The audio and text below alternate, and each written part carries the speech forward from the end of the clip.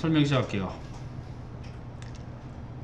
jQuery 라이브러리, 그 다음에 마이그레이션 코드. 항상 얘네들은 맨 위에 올라와야 된다는 거 기억을 하고 있어야 되고, 사실 여기 CSS는 여기 있어도 되고 아니면 얘 위에 올라와 있어도 상관없어요. CSS는 위치는 크게 상관은 하진 않습니다. 대신에 순서에 연관이 있을 때는 그 순서는 맞춰줘야겠지. 그리고 autobanner.js가 있는데, 자, 이 autobanner.js가 jQuery를 이용해서 짠 코드가 되겠죠. 그렇기 때문에 얘는 마이그레이션 밑에, 자, 라이브러리, 마이그레이션, 그리고 얘 순서는 이렇게 됩니다.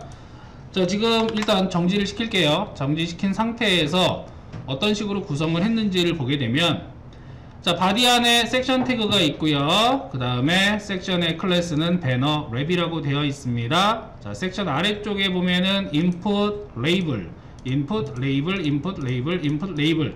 자, 우리가 예전에 CSS에서 슬라이드를 만들어 봤어요, 그죠? 그래서 인디케이터를 만드는 방식과 동일하게 지금 작성을 한 거야. 이전에 만들었던 CSS 방식하고 비교를 해보시면은 거의 똑같다라는 거를 확인할 수가 있을 겁니다. 그래서 얘네들은 지금 뭐예요? 라디오 버튼을 이용해서 만든 거죠. 그리고 각각의 라벨들을 보게 되면 해당 라벨들의, 자, ID 셀 1, 그 다음에 셀 2, 3, 4 연결이 되어져 있고, 자, 네임은 배너로 지금 모두 아이들을 그룹핑을 해놨습니다. 자, 첫 번째 거 체크드가 되어 있기 때문에 첫 번째 클래스가 지금 기본 선택된 상태이고요. 각각의 인풋 클래스는 배너 인풋 1, 2, 3, 4로 네이밍을 적어놨어요. 그리고 그 아래쪽에 배너 이미지에 관한, 자, 목록들을 만들어놨죠. 자, 리스트와 앵커, 그리고 앵커 태그 안에 이미지 태그를 두어서 이미지 링크 형태로 만든 거예요. 자, 이렇게 올리면은 클릭을 해서 어디론가 넘어갈 수 있게끔. 그래서 이 구조도 익숙한 구조가 됩니다. 되셨죠? 자, 여기에서 이제 하나 또 생각해 줘야 되는 건 뭐냐면, 섹션이라는 태그에 대해서 하나 생각을 좀 하고 넘어가야 돼. 사실상 보통 우리가 영역을 잡을 때 div라는 태그로 많이 썼단 말이에요. 그쵸? 근데 이제 섹션이라는 태그가 HTML5에서 공간 분할 태그 역할을 하게 되는데, 섹션 태그를 쓸 때 주의사항은 섹션 태그 안에 반드시 헤딩 태그, 다시 말해서 H1 태그, H2 태그부터 H6 태그까지 이 헤딩 태그가 바로 밑에 나와줘야 돼요. 그래야지만 검사를 했을 때 오류가 안 나오게 됩니다. 근데 우리는 지금 예제니까 일단 섹션이라는 태그에 대해서 다시 한번 알아보기 위해서 일부러 섹션을 썼던 거고요. 실제로 섹션을 쓸 때는 바로 아래 뭐가 나와야 된다? 헤딩 태그 나와야 됩니다. 기억을 하고 계셔야 돼요. 그렇지 않으면 얘를 그냥 뭘로 잡으면 돼? div 태그로 사용을 해도 무방해요. 자, 그러면 이제 CSS로 넘어가서 모든 선택자에 대해서 마진 제로, 패딩 제로. 자, 앵커 태그 텍스트 데코레이션 넣어냈으니까 밑줄짝 없애고 글자 색깔 진한 회색. 리스트는 리스트 스타일 넌. 자, 점 없애고 숫자 없애는 거죠. 바디는 배경 색상을 일단 뭘로 잡았어요? 밝은 회색으로 잡아서 여기 밝은 회색이 되었어요, 여기. 그리고 배너 랩 영역은, 자, 릴레이티브입니다. 자, 어떤 영역에 대해서 렐러티브로 잡을 경우에, 이럴 경우에는 생각을 해야 된다 그랬지. 자손 중에 누군가를 앱솔루트 계열로 하거나, 또는 자기 자신이 위치 이동이 필요하거나, 아니면은 내가 언제 어떤 걸 쓸지 모르기 때문에 미리 대비하는, 습관적으로 쓴다. 자, 이렇게 얘기를 했었습니다. 너비 300에 높이 100짜리 영역을 만들어 놨고요. 자, 아래쪽으로 100픽셀 내려졌어. 그래서 100픽셀 떨어진 걸 확인할 수가 있습니다. 렐러티브이기 때문에 마진은 제로 오토를 주어서 가운데 배치가 가능한 거죠. 만약에 얘가 앱솔루트 계열이거나 아니면 뭐 앱솔루트나 픽스드라면은 마진 제로 오토 안 먹어요. 알고 있죠? 네, 그럴 때는 레프트 50 한 다음에 마이너스 너비의 절반만큼인 0마진 기법을 주어서 가운데 배치하면 될 거예요. 테두리는 1픽셀, 색깔은 흰색으로 해서 테두리를 주었고요. 박스 섀도우에 1픽셀, 1픽셀, 3픽셀의 블러. 자, 색상은 검정색의 그림자를 줬습니다. 대신에 0.2의 무엇을? 투명도를 주었기 때문에, 자, 은은하게 그림자가 보일 거예요. 입체감 좀 주기 위해서 쓴 거고요. 배너랩 안에 있는 UL의 클래스 배너의 자 리스트 뭐 했죠? 각각의 목록들을 앱솔루트로 잡아서 다 겹쳤어. 모든 아이들을 싹 겹쳐줍니다. 그리고 기준 위치는 탑 0에 레프트 100%. 탑은 0인데 레프트 100%. 이 얘기는 무슨 얘기예요? 이 얘기는 자 여기 지금 이미지가 나와 있지만 실제로 리스트 안에 앵커 태그 이미지가 있었지. 걔네들을 전부 다 어디로 보냈냐면은 여기 오른쪽 바깥으로 보낸 거죠. 100% 위치만큼. 그쵸? 여기가 0이었으니까 요 자리가 0이잖아요. 그죠? 그 다음에 요 자리가 300픽셀 위치일 거야. 그럼 100%는 이거 전체를 얘기하는 거지. 이만큼 오른쪽으로 가라고 했으니까 밖으로 나간 상태란 말이야. 우측 바깥으로. 자 이렇게 되어 있고요. 그 다음 UL의 배너에 대해서는 포지션 다시 앱솔루트, 그리고 너비 100%에 높이 100% 오버플로우 히든 했기 때문에 어떻게 된 거예요? 숨겨지는 거죠. 이 상태에서. 그러니까 이걸 써야지만 오른쪽에 나가 있는 애들이 안 보이겠지. 그래서 여러분들이 중간에 한번 확인을 해봤을 거예요. 일단 부모 영역에 대해서 앱솔루트를 뒀던 거 하고 그 다음에 확인을 해보시게 되면 오른쪽에 이렇게 나가 있는 거 확인할 수가 있습니다. 이쪽에 이거 나간 거를 히든을 주어서 숨긴 거예요. 배너 안에 있는 랩의 레이블, 자 이거 이제 인디케이트 역할을 쓰게 할 건데 포지션을 릴레이티브로 잡았고요. 위치는 탑 5픽셀에 너비 15픽셀, 높이 15픽셀, 15 곱하기 15 사이즈의 정사각형으로 만들고, 자 위치는 어디에? 아래쪽으로 5픽셀 내려라. 여기가 되는 거죠. 그래서 여기 1, 2, 3, 4가 나오게 되겠지. 배경 색상 일단 흰색이고 디스플레이 블럭, 그래야지 크기를 제대로 잡을 수 있습니다. 플롯 레프트를 주어서 어떻게 했어요? 전부 다 가로 배치를 했습니다.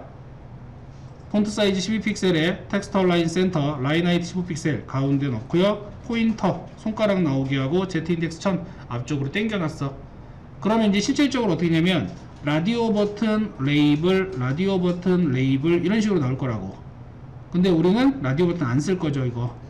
그죠? 레이블만 쓸 거니까 자 똑같이 뭐 해줘? 라디오 버튼을 숨겨버립니다. 배너랩의 인풋은 디스플레이 넌 해가지고 모든 라디오 버튼을 싹 숨겨버린 후에 배너랩 안에 있는 인풋 태그 1, 2, 3, 4가 체크드가 되었을 때 하위에 있는 동생들 중에 btn 1, 2, 3, 4 뭐예요? 선택된 거죠? 체크드가 됐다는 얘기는 선택이 되면 배경색과 글자색을 바꿔라 라고 써준 거고, 그래서 선택이 되었을 때 이렇게 배경색과 글자색이 바뀌는 거예요. 다시 아래쪽에 배너 이미지도 보여줘야 돼. 그러니까 오른쪽에 나와 있는 애들을 어느 쪽으로? 왼쪽으로 다시 제자리로 돌려보내야 되잖아. 그러니까 각각에 해당하는 배너랩의 배너 인풋 1이 체크드, 첫 번째 인풋 태그가 선택이 되면 동생들 중에서 누구 찾아라? 리스트의 첫 번째 요소. 마찬가지로 두 번째 거 선택하면 두 번째 요소, 세 번째 거 선택하면 세 번째 요소, 네 번째 거 선택하면 네 번째 요소에 대해서 레프트 100%였던 거를 레프트 0로 여기로 오란 얘기지. 요 자리로 와라. 이때 그냥 오는 게 아니라 얘네들은 트랜지션을 걸어줘서 자 0.6초 동안 이지 인아웃 가속도 효과를 받아서 돌아오고, 자 여기 보면 애니메이션 넌이라고 되어 있어요. 만약에 애니메이션이 부여가 돼서 얘가 작동을 하려고 한다면 넌으로, 여기서는 애니메이션 안 쓰겠다라는 얘기지. 자 아래쪽에 보시면은요 키프레임 슬라이드 레프트, 키프레임 애니메이션 줬습니다. 시작했을 때는 0, 그 다음에 100% 갈 때는 마이너스 100. 어디로 가라는 얘기야? 요놈은 흉 요쪽으로 가게끔 만들어주는 거예요. 밖으로, 왼쪽 바깥으로 나가게. 그래서 배너랩에 인풋 체크드, 자 인풋 태그 중에 체크드 된 놈들이 있으면 그 체크된 놈의 하위 동생들 중에 배너의 리스트는 슬라이드 레프트를 적용을 해라. 그래서 들어오고 나가는 거를, 들어올 때는 뭘로? 트랜지션으로 들어오고, 나갈 때는 뭘로 나가라? 키프레임 애니메이션 적용해서 나가라. 이렇게 해준 겁니다. 요게 우리가 예전에 슬라이드 이미지를 만들 때 썼던 방식하고 거의 비슷하게 만들어 놓은 거예요. 여러분의 이해를 돕기 위해서. 그러면 이렇게 만들어 놨기 때문에 수동으로는 이제 될 거라고. 이렇게 수동까지는. 자 이것을 jQuery를 이용해서 자동화를 할 겁니다. 그러면 자, 오토배너 들어갈게요.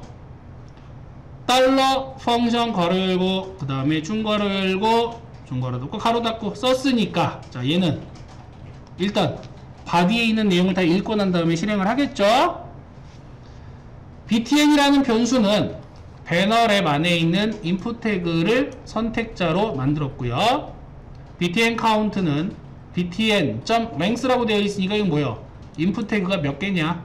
개수 세는 거죠. .length라는 건 되게 중요하다라고 얘기했습니다. 카운팅을 할 때 쓸 수 있는 속성이기 때문에 자, 인풋 태그의 개수를 지정을 해줘요. 자, 우리는 몇 개를 만들었죠? 4개를 만들었어요. 그러면 btn 카운트에는 4가 저장이 될 거란 말이요.